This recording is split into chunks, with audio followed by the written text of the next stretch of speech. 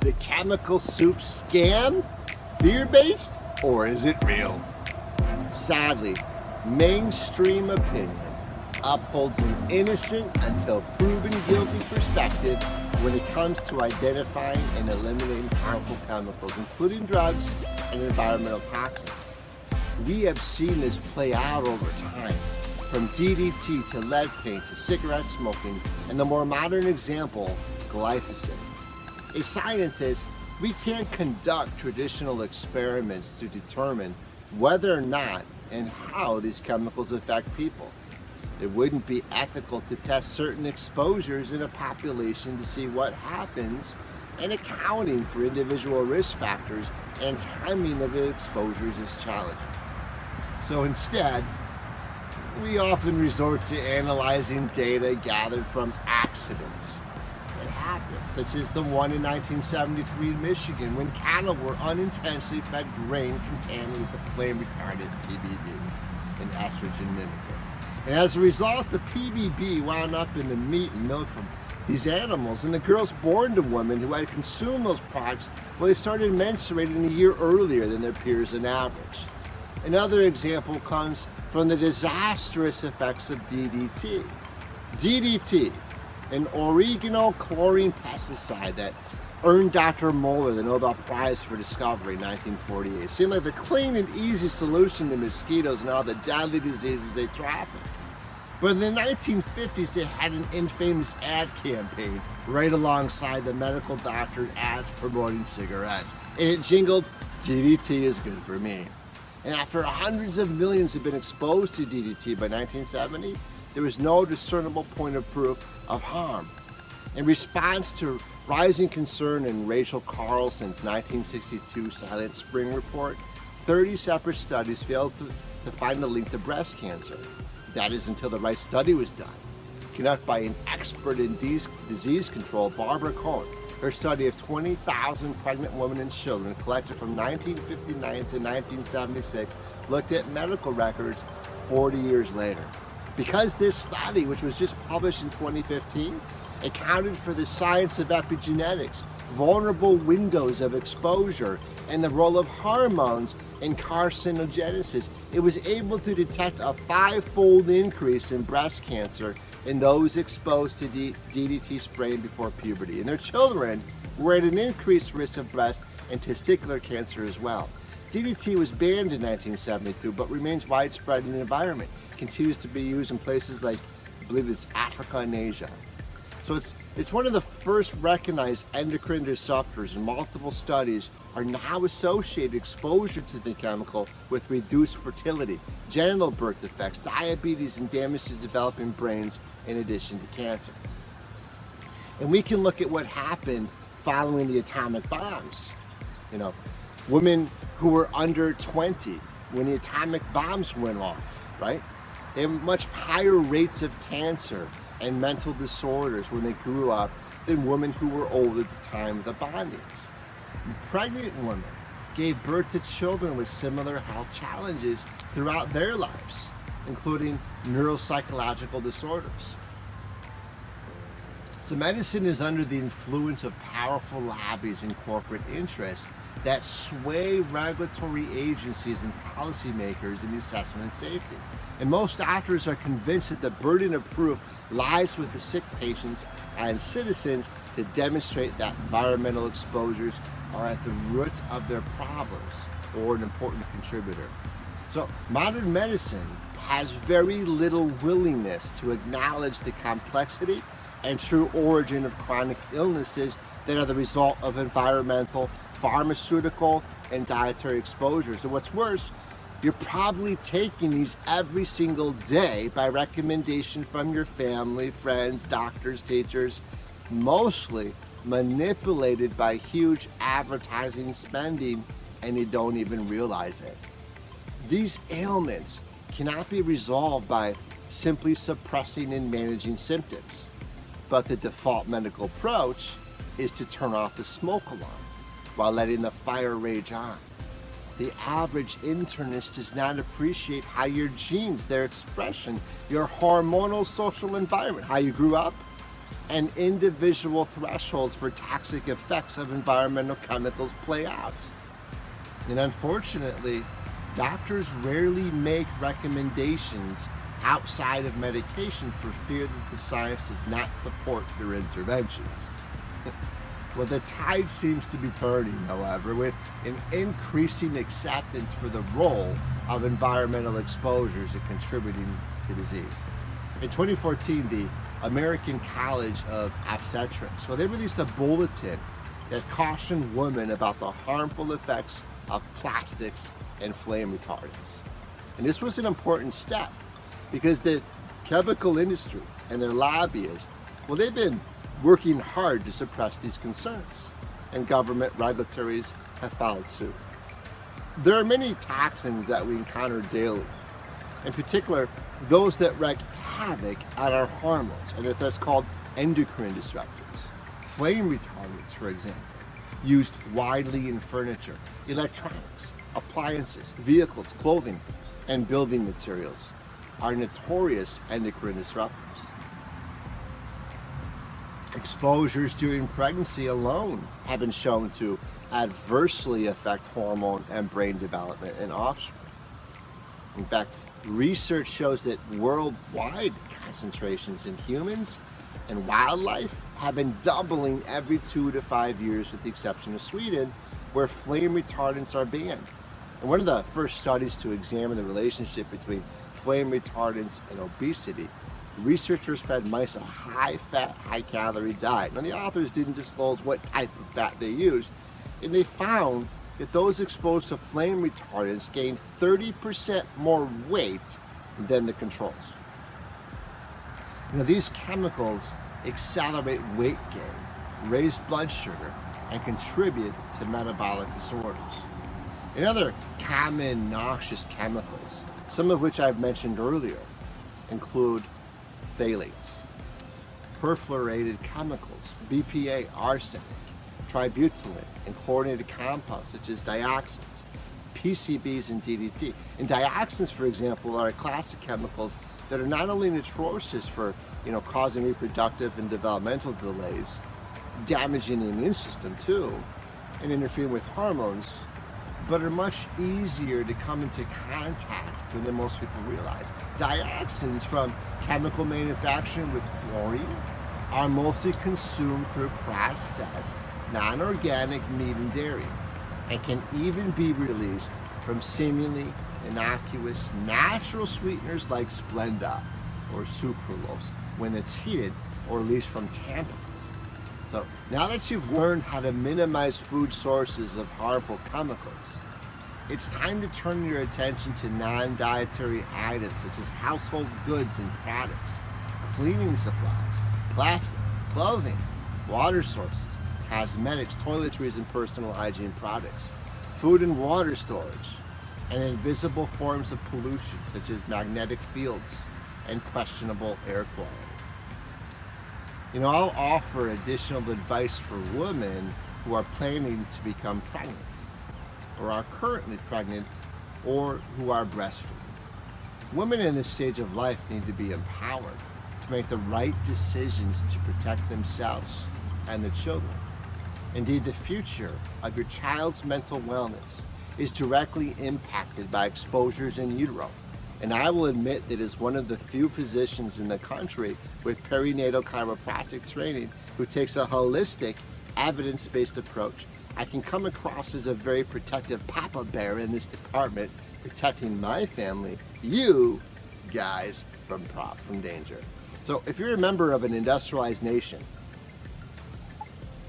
I'm sure you are if you're watching this video, then you now have an average of 700 synthetic chemicals in your body from food, water, and air. And the vast majority of these chemicals have not been thoroughly tested for potential health effects or proved to be safe. See, it seems like every other day we hear about an association between a chemical or contaminant in our environment and a health condition. And these toxins are found everywhere and difficult to avoid. In the past 3 decades, more than 100,000 chemicals have been approved for commercial use in the United States. Among these are more than 85,000 industrial chemicals, 10,000 food additives, 500 personal care ingredients, 1,000 pesticide active ingredients, and scores of pharmaceutical drugs.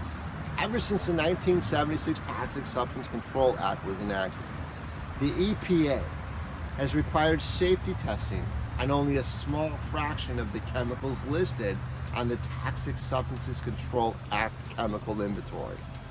And more than 8,000 of these substances are produced in annual volumes of 25,000 pounds or greater, and a ridiculous small percentage of them are regulated for safety by the EPA or the Food and Drug Administration. Those who keep up with these going on in the world have become a lot more aware of chemicals in our environment in relation to climate change.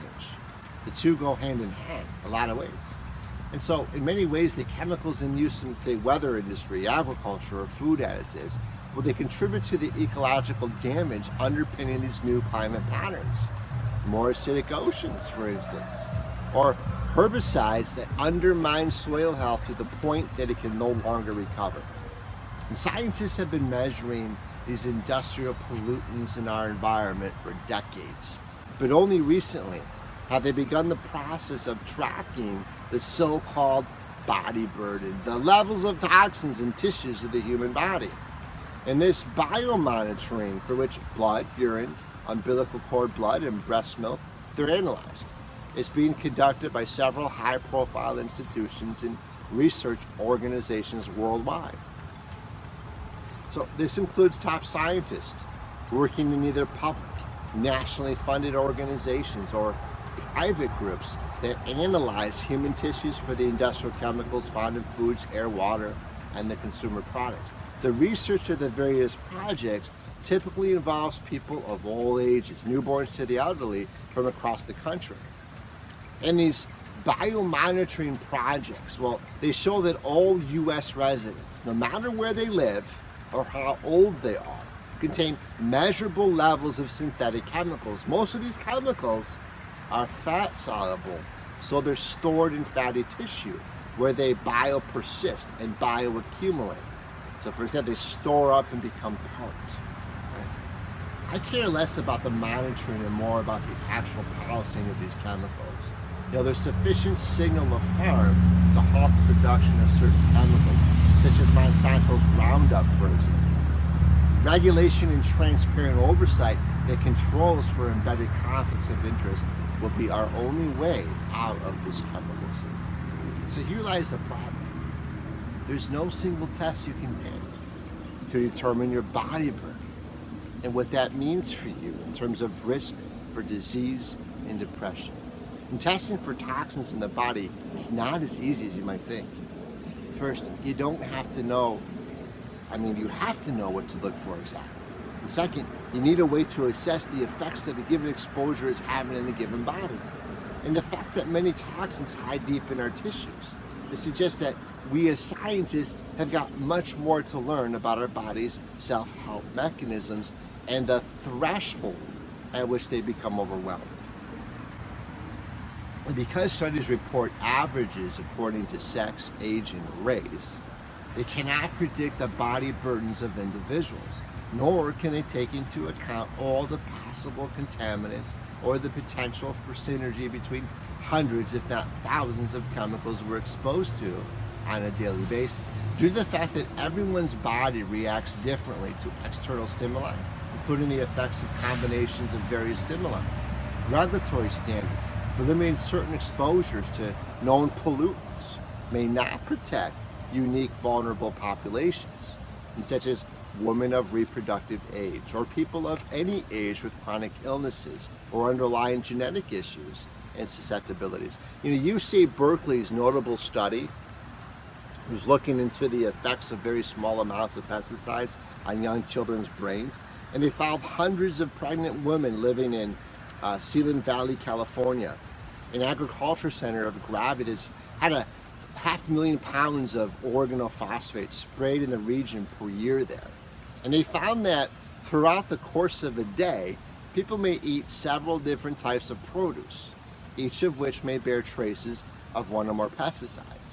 And they encounter other types of chemicals as well, from antibacterials in soaps, to plastics in foodware, to flame retardants in the furniture.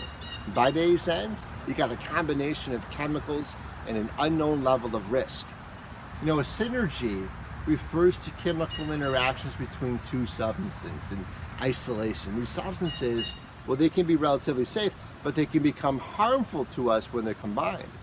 So, for example, a substance that's a 1 in a hypothetical danger scale of 1 to 10, another that's a 4, can become hazardous 8 when they encounter each other and react. In such a phenomenon, what some have called the cocktail effect, ultimately what it means is that the number of potential chemical toxicities is infinite.